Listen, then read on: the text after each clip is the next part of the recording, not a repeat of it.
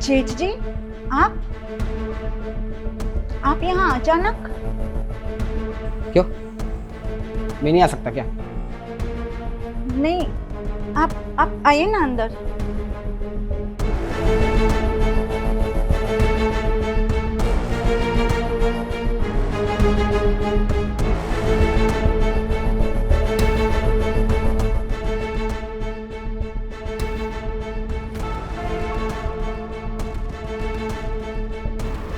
जेठ जी, पानी।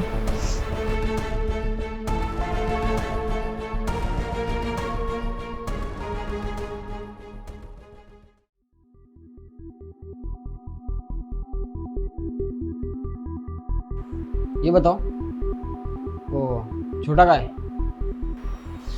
जेठ जी, वो काम के सिलसिले में बाहर गए हैं। कब तक आएगा? वो इस महीने के लास्ट एंड तक आ जाएंगे। अच्छा, और कब से गया है वो? उनको गए तो 6 महीने हो गए। 6 महीने हो गए उनको जाए हुए, और उसने मुझे बताया तक नहीं?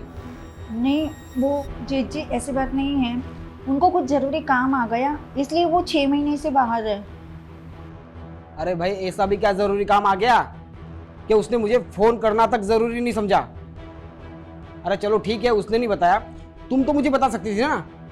नहीं जेठ जी, ऐसी कोई बात नहीं है। वो हमने सोचा कि वो 6 महीने में आ जाएंगे इसलिए हमने आपको बताया नहीं। और जेठ जी, आप टेंशन मत लो, यहाँ के आस पड़ोस वाले अच्छे हैं, ये जगह भी सेफ है और यहाँ पे हम लोगों को कोई दिक्कत भी नहीं हो रही। बस 6 महीने के बाद वो आ जाएंगे। अरे बात सब ठीक है, पर उसको समझना चाहिए ना, वो 6 महीने के लिए तो चला गया, और ये इलाका कैसा है पता है ना, यहाँ ना आस पड़ोस कोई रहता है, और एक अकेली तुमको अकेला छोड़ के कैसे गया वो? नहीं जेठ जी, ऐसी कोई बात नहीं है, ये जगह सेफ है और यहाँ के आस पड़ोस वाले भी अच्छे हैं। अभी तक मुझे कोई दिक्कत नहीं हुई है जेठ जी। देखो, दिक्कत है ना पूछ के नहीं आती, समझ में आ रही बात? और मैं उसका बड़ा भाई हूँ, तो एटलीस्ट उसने मुझे बता के जाना चाहिए। और वैसे भी उसके अलावा बड़ा कौन है? मैं हूँ, हमारे घर वाले, हमको बताना चाहिए ना तुम्हें। खैर छोड़ो। अच्छा ये बताओ कि वो गया क्यों है, वो भी 6 महीने के लिए? वो जेठ जी, उनके ऊपर काफ़ी कर्जा चढ़ गया था और वो शर्म के मारे आपको बता नहीं रहे थे, और आपने हमारे लिए इतना कुछ किया है इसलिए वो आपको बताना नहीं चाहते थे और वो आपको टेंशन देना नहीं चाहते थे जेठ जी, बस यही बात है। वो भी ना बहुत पागल है। अरे अगर पैसों की दिक्कत आ रही है तो मैंने आज तक कभी उसे मना नहीं किया, और अभी वो क्यों शर्मा रहा है? अजीब इंसान है। और ये सब क्या है? हाँ? अरे किस तरीके के कपड़े पहनती हो तुम? गांव के संस्कार भूल गई? पहले तो गांव में तो कभी तुमने ऐसे कपड़े नहीं पहने।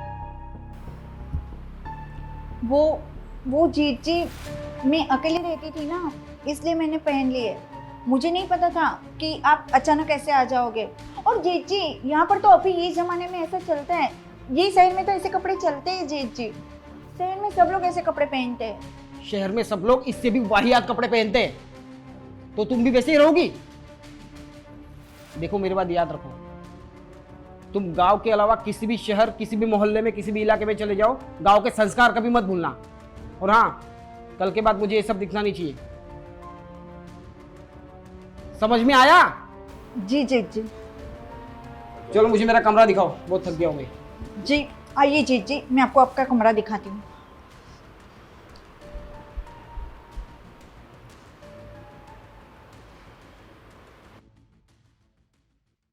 हे भगवान, क्या हो गया है ये? तो ये जेठ जी को भी अभी आना था क्या उनको? और आ भी गए तो ऐसा नहीं कि फोन करके आ सकते हैं। क्या करूँ क्या करूँ? तो वैसे भी वो मेरे से चिढ़े हुए हैं। पहले तो मैं गांव में सलवार साड़ी सब पहनती थी, और अभी तो उन्होंने मुझे ये शॉर्ट कपड़े में देख लिया है। पक्का वो अभी जेठानी जी को बताएंगे, और जेठानी जी मुझे और 4 बातें सुनाएगी। पता नहीं क्या होगा। क्या करूं मैं? तो उनको आना ही था तो फोन करके नहीं आ सकते थे क्या? भगवान करे अभी वो कुछ ज्यादा हल्ला ना मचाए।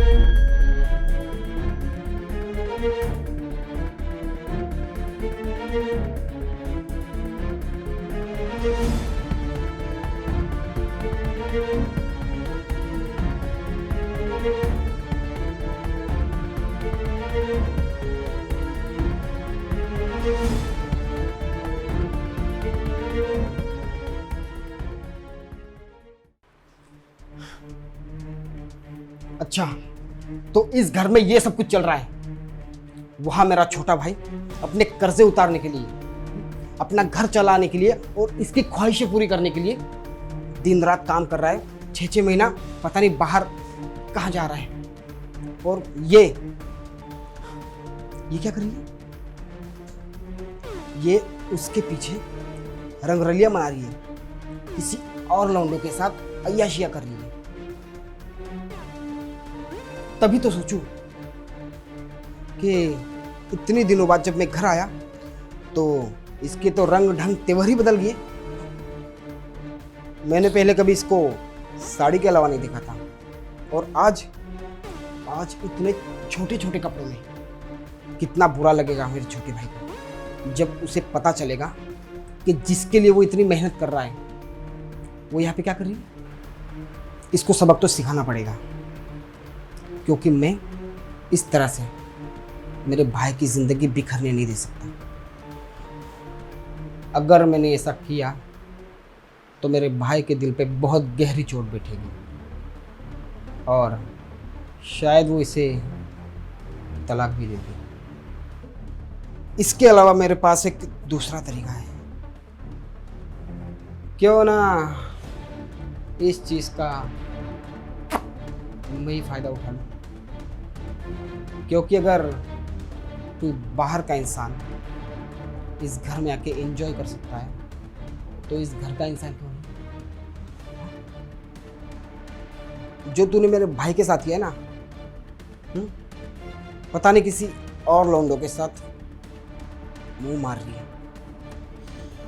अब वही सब तुझे मेरे साथ करना पड़ेगा, और ये सब चीज़ वो किसी को बता भी नहीं सकती, ना मेरे भाई को ना किसी परिवार के सदस्य को। तो चलो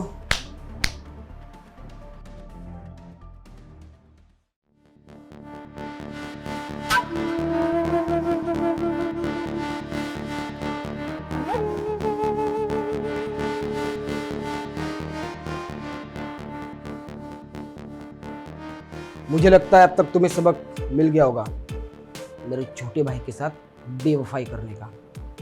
और तुम जैसी औरत के साथ ना ऐसा ही होना चाहिए। अगर मैं चाहता ना तो मेरे छोटे भाई को बता सकता था। इसके बाद पता है क्या होता? वो तुम्हें तलाक दे देता, तुम्हारी ज़िंदगी बर्बाद हो जाती। और हाँ, एक बात याद रखना, अब आज के बाद किसी इंसान से मिलने से पहले ना तुम 100 बार सोचोगे। और कोई इस घर में पराया मर्द है ना, आना भी नहीं चाहिए, सिर्फ मेरे अलावा। अब जब तक मेरा छोटा भाई नहीं आ जाता तब तक मैं ही यूँ रोज आता रहूँगा, और यूँ ही तुम्हें मेरे साथ वक्त बिताना पड़ेगा। क्योंकि जो औरत अपने पति को धोखा देती है ना, उसके साथ ऐसा ही होना चाहिए। याद रखना, कोई और मर्द नहीं आना चाहिए इस घर में भी, ठीक है? शाम को आता हूँ, तैयार रहना।